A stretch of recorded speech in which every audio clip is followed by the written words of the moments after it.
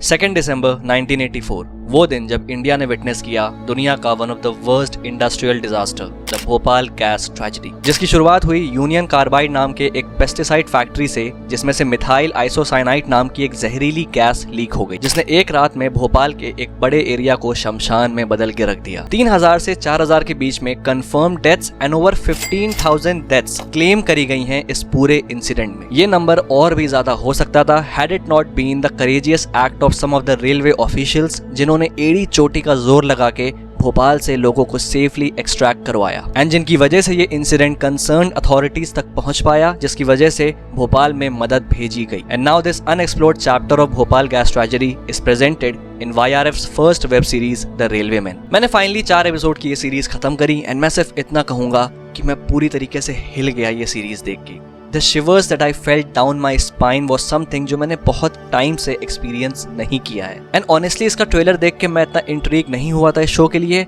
मैं शो को देखना चाहता था सिर्फ और सिर्फ इसकी स्टार कास्ट के लिए। And I was not sure कि YRF इस सब्जेक्ट को उस इंटेंसिटी से डील कर पाएगा या नहीं जो कि रिक्वायर्ड है। बट सीरीज देखने के बाद, उस फाइनल एपिसोड के क्रेडिट्स रोल होने के बाद से, I was never so happy for being wrong. The way in which YRF presented one of the darkest chapters in Indian history was something beyond my mind was ready for. मैं literally रोया हूँ कुछ parts को लेके। अब obviously ये मेरा personal experience था and it was my way of seeing things, but मैं इतनी जल्दी रोने वाले स्टेट में आता हूँ नहीं, स्पेशली कोई मूवी या वेब सीरीज देख के। सो मेरे लिए ये एक विनिंग पॉइंट है on behalf of the series. अब इससे ज्यादा आगे बात करूंगा तो स्पॉयलर्स हो जाएंगे, तो फिलहाल आगे बढ़ते हैं, इस सीरीज के टेक्निकल एस्पेक्ट्स के बारे में बात करते हैं, इसके स्ट्रॉन्ग और वीक पॉइंट्स के बारे में बात करते हैं। Stay tuned.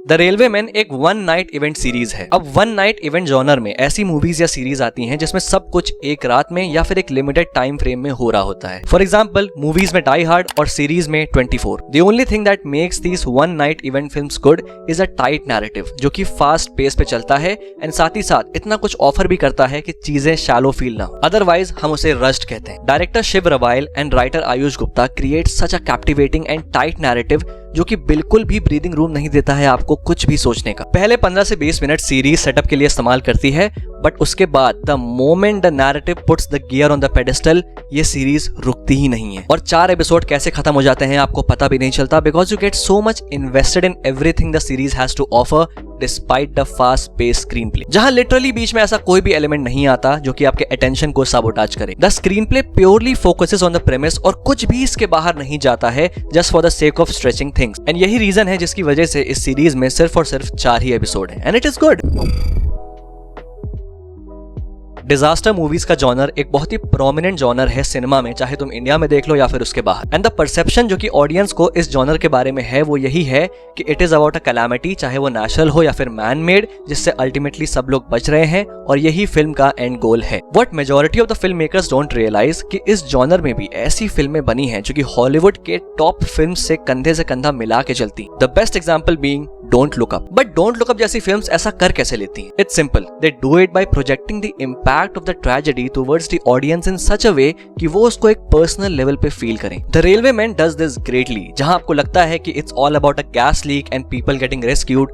No, there's also heart and soul put into this. Makers ने इस चीज को इस तरीके से एग्जीक्यूट किया है कि सीरीज की शुरुआत से लेके एंड तक वो पूरा इवेंट, वो सारी मौतें, you start feeling it on an emotional level. उन सिचुएशंस में खुद को देखना स्टार्ट कर देते हो कि अगर मैं यहाँ पे होता तो क्या करता। It makes you think about the irregularities in the system जो कि एक्चुअली में एग्जिस्ट करती हैं और तुम उसी सिस्टम में जीते हो। एंड भले उसके बाद से गैस लीक ना हुई हो, पर आज भी सिस्टम की लापरवाही से जाने तो जा रही है। It makes you feel sad for the death of characters जिनको बहुत मिनिमम स्क्रीन टाइम मिला है, जिनको तुम ठीक से जानते भी नहीं हो, but when they die you get that uneasy feeling. And since यहाँ हम एक गैस लीक की बात कर रहे हैं जो कि इंटरनली लोगों को मारता है, विजुअली ऐसा कुछ भी नहीं होता जिसको देख के रूह कांप जाए। जैसे नेचुरल डिजास्टर मूवीज में डायरेक्टर्स के पास बुरे से बुरे तरीके हैं लोगों को मारने के लिए, लेकिन गैस लीक के केस में ऐसा नहीं हो सकता। But still the director presents the death in such a horrific visual कि उसको देख के रोंगटे खड़े हो जाते हैं। किताबों की तरह लोग गिरते जाएंगे लाइन से, जिसको देख के आप परेशान हो जाओगे, हैरान हो जाओगे, कुछ सीन्स में दिल टूट जाएगा। You start channelling that pain, और ये चीजें एक ऐसे पॉइंट पे आ जाती हैं सीरीज देखते देखते कि तुम्हें लगता है कि अब बस,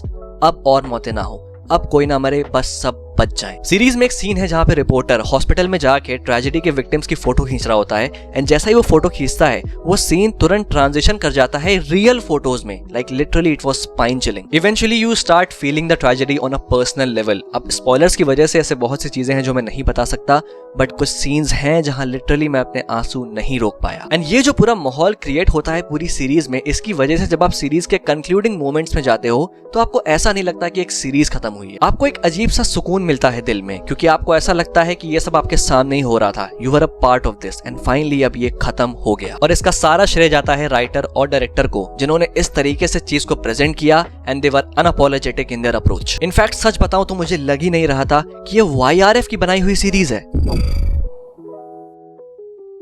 इस सीरीज की कास्ट के बारे में बात किए बिना ये स्ट्रॉन्ग पॉइंट्स का कॉलम अधूरा है। The powerhouse of some underrated talents all under one roof.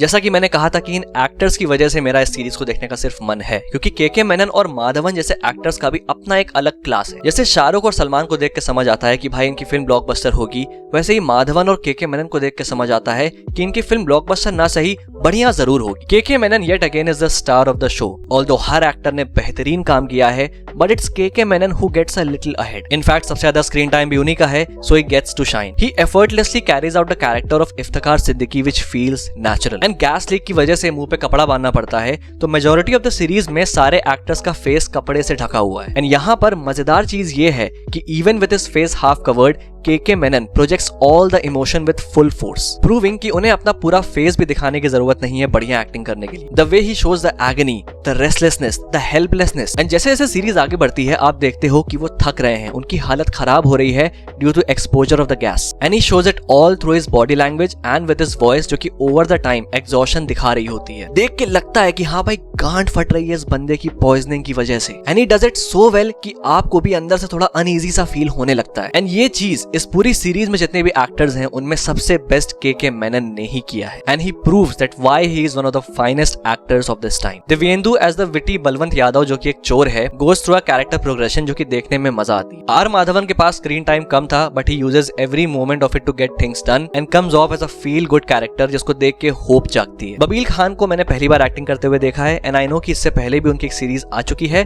But for me this is the first time I am seeing him in the act. And honestly he is easy to the eyes, बहुत control manner में अपने act को रखता है and overall he has a decent screen presence. कुछ जगह उनके अंदर इरफान खान की भी झलक नजर आ जाती है। Sunny Hinduja as Jagmohan, who is an honest journalist, comes off as a surprise and his performance as well as his character is equally important to the series as the others. Overall बहुत बढ़िया काम किया है उन्होंने भी and his growth as an actor is clearly visible.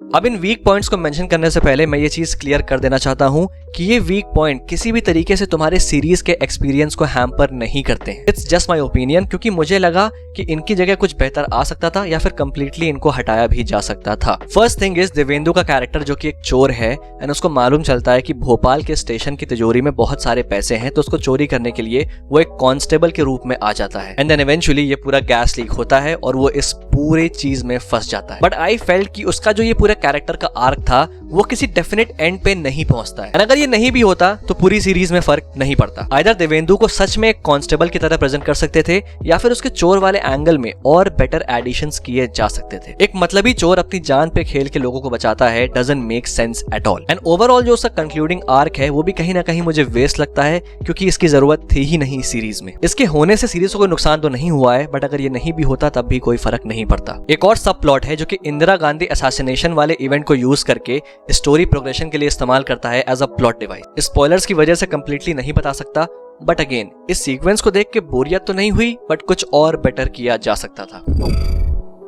The Railwaymen is an engaging series with an ensemble cast and a soul-shattering visual presentation जो एक immersive experience देता है। It's an ordinary saga of extraordinary bravery which is accompanied by good storytelling and remarkable performances। तो हाँ, अपने इस हफ्ते की वॉच लिस्ट में तुम Railwaymen को ऐड कर सकते हो, बिकॉज मेरी तरफ से इट्स अ मस्ट वॉच। बाकी आज की वीडियो के लिए सिर्फ इतना ही, और अगर तुम देख चुके हो ये सीरीज तो अपने थॉट्स मुझे कमेंट बॉक्स में लिख के जरूर से बताना।